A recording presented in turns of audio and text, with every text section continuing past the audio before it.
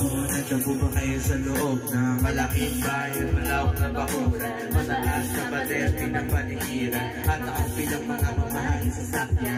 Mga batay na lalimunan ng bulong, wala namang kasal pero marami yan nakabarong. Lumakas man ang ulan, walang butas sa bubong, mga plato at kutsara na hindi kilala ang totoong at nakaling isang puti. Ganda sa ako na kahit na hindi pa sa lamesa sa kanihan. Ang sarap siguro kantahan sa bahay na ganyan. Sabi pa nila ay dito muli matatagpuan ng tao na nagmamayari ng isang upuan. Kapag may pagkakao ay pinag-aagawan, kaya naman hindi niya pinagkakawalan. Kung makita mo lang kaya siguro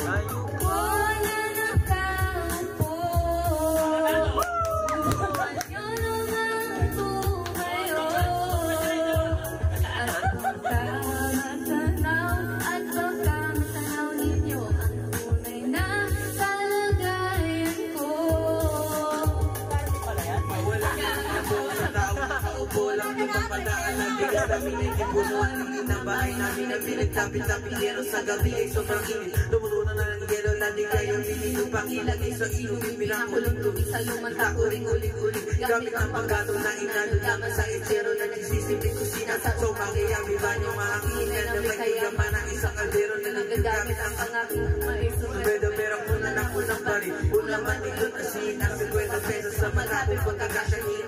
Di ko alam mo talaga marang harang umataas na pagkakulo ng kukulang-kulangan lamang po kayo. Kahit sa dami na pera nyo walang tuturo ang palino ng mata nyo kaya huwag kang masyadong halata.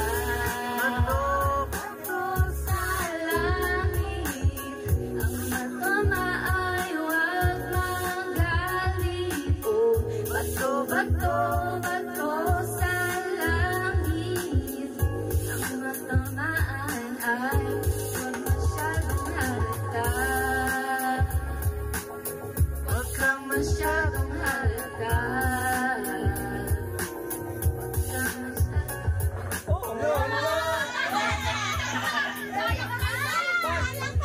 Pa lang yun ah. 1K pa lang yun pa. Isa pa. 1K.